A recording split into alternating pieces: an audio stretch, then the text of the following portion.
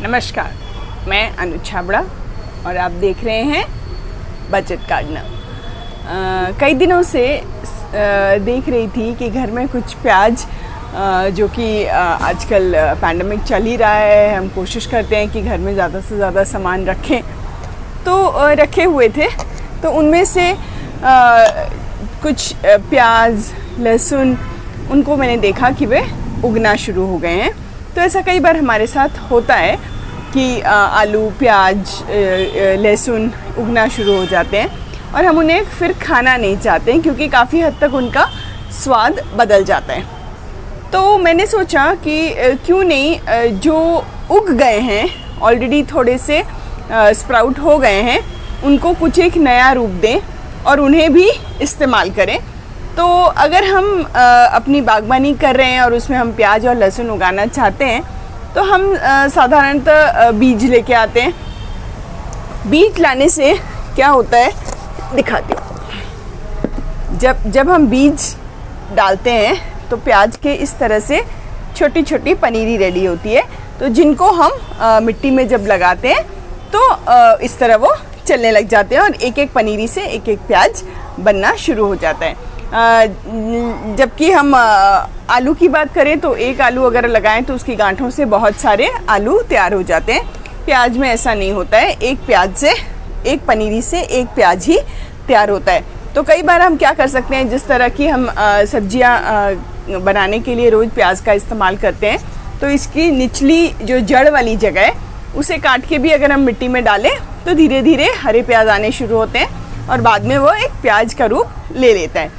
लेकिन जैसा कि मैंने कहा कि प्याज पड़े पड़े कई बार उगने शुरू हो जाते हैं, तो मैंने क्या सोचा कि एक और तरीका है जिससे हम और ज़्यादा जल्दी इन्हें उगा सकते हैं। और सबसे ज़्यादा जो मैंने नोट की है बात कि हरे प्याज, स्प्रिंग अनियंस जो हम कहते हैं, इनमें फ्लेवर बहुत ज़्यादा होता है और हम हर तरह की सब्जियों में इन्हें नहीं डालते हैं।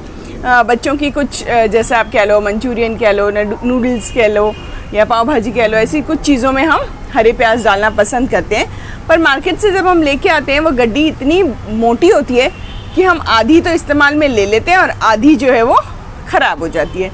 तो एक सही तरीका जो मुझे लगा कि जिस तरह ये प्याज, जैसा कि मैंने कहा कि ये उगने लगे थे, तो मैंने क्या किया, एक कांच की बॉटल ले ली और उसमें मैंने जो प्याज उगना शुरू हो गया था उसको मैंने ऐसे उसमें रख दिया। उतना ही पानी रखा जिससे कि प्याज की निचली सतह जो है वो पानी में भीगी रहे, क्योंकि ज़्यादा पानी में अगर प्याज रहेगा तो प्याज सड़ जाएगा। तो धीरे धीरे करके मैंने देखा कि जड़ें बढ़नी शुरू हो गई और ऊपर की तरफ ये हरे प्याज बनने शुरू हो गए। तो देख के मुझे अच्छा लगा और मैंने क्या किया, 2-3 बोतलों में इस तरह से उगाना शुरू कर दिया। अब 2-4 दिन में, हफ्ते में एक आध बार बच्चे पसंद करते ही हैं इसका कुछ ना कुछ डिश बनवाना। तो जब भी मुझे स्प्रिंग अनियंस की ज़रूरत होती है तो मैं ऊपर से इन्हें काट के इस्तेमाल कर लेती हूँ। तो जितना मुझे चाहिए मैं उन्हें फ्रेश इस्तेमाल कर लेती हूँ। इसमें बस ध्यान रखने की बात यह है कि और एक बड़ी मज़ेदार बात है कि इसे मैंने मिट्टी में नहीं उगाया है और मैंने किचन में ही अपने काउंटर पे रखा हुआ है, ओवन के पास। तो बड़ी ये सुविधा हो जाती है कि कभी भी चाहिए तो काट के निकाल लो। बस ध्यान इस बात का रखना है कि जो इस पानी में हमें इसे रखा है उस पानी को हर तीसरे दिन बदलना है, क्योंकि इस प्याज को हम कह सकते हैं कि कोई मिट्टी नहीं मिल रही है तो उसे न्यूट्रिशन कहाँ से मिलेगा। तो पानी में काफ़ी तरह के न्यूट्रिशन होते हैं, तो जब हर तीसरे दिन हम पानी को बदलेंगे तो प्याज को बड़ा होने के लिए जितने भी न्यूट्रिशन की ज़रूरत है वो इसे पानी की द्वारा मिल जाएंगे और अच्छा ये चलता रहेगा। तो 2 या 3 बार जब हमने इसकी कटाई कर ली तो उसके बाद आप देखेंगे कि धीरे धीरे, अब इस वाले में आप देखेंगे कि मैंने अभी 3-4 बार कटिंग कर ली है।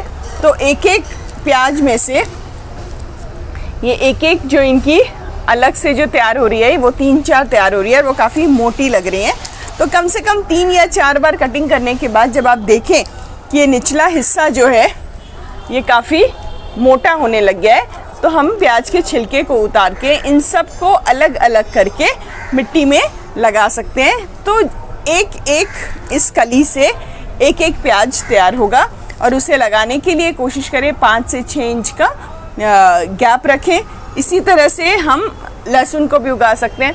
अब लहसुन का जैसे यह एरिया थोड़ा छोटा है तो मैंने इसे छोटी सी बॉटल में पानी भर के यहाँ रख दिया है। अब देखिए कितनी सारी लहसुन की कलियों में इस तरह के हरे आप कह सकते हैं गार्लिक शाइव्स रेडी हो गए।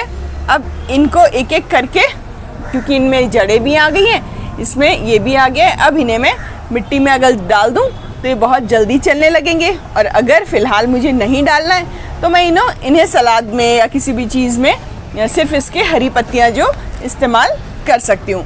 तो कोशिश करें कि जब भी घर में इस तरह की कोई चीज़ उग रही है, या अगर आप चाहें कि और जल्दी उगाना भी है, इस तरह का प्याज है और आपको हरी इस तरह की प्याज चाहिए, तो ऐसा एक नॉर्मल प्याज लीजिए, इसको ऊपर हल्का सा काट दीजिए, एकदम आप कह सकते हैं 1/4 इंच काट दीजिए, क्योंकि उससे इसके उगने की जो क्षमता है वो जल्दी हो जाएगी और अच्छा उगेगा।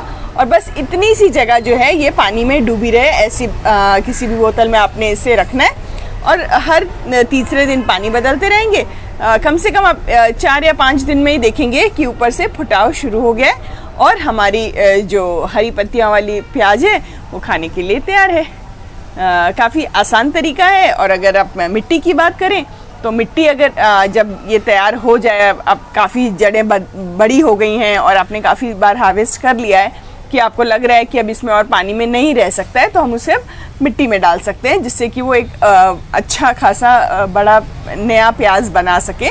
तो उसके लिए जो मिट्टी हमने लेनी है वो कोकोपीट, आप खाद वर्मी कंपोस्ट ले सकती हैं या गाय की गोबर की खाद ले सकती हैं, और साथ में कोकोपीट, ये तीनों को मिक्स करके चाहें तो थोड़ी सी इसमें रेती या बालू भी डाल सकते हैं, क्योंकि प्याज को काफ़ी हद तक वेल ड्रेन्ड सॉइल चाहिए होती है और उसमें ऑर्गेनिक चीज़ों की मात्रा काफ़ी अच्छी रखें, नाइट्रोजन की मात्रा अच्छी रखें।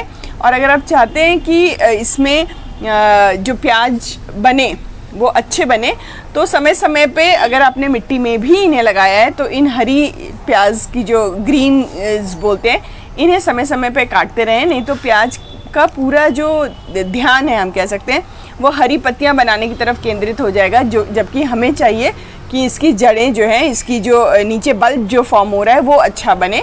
तो कोशिश करें जब भी आप मिट्टी में प्याज या लहसुन ऐसी चीज़ें लगाएं तो उनकी जो ऊपर ग्रीन पत्तियां आ रही हैं उन्हें समय समय पे काट के इस्तेमाल करते रहें, जिससे कि जब आप हार्वेस्ट करेंगे, साधारणतः इसे 90 से 110-120 दिन लग जाते हैं, तो कोशिश करें उतने दिन तक इसे नाइट्रोजन अच्छी दें और पानी बहुत ज़्यादा ना दें, लेकिन हाँ मिट्टी थोड़ी नम रहनी चाहिए।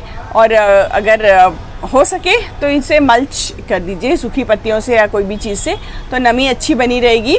तो उनकी आप कह सकते हैं बल्ब की जो बनावट है या उनका साइज़ कह लीजिए, ये बहुत अच्छा होगा।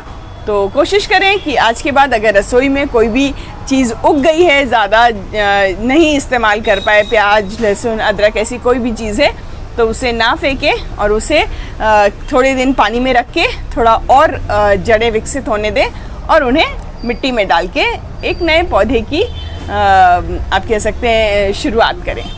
धन्यवाद।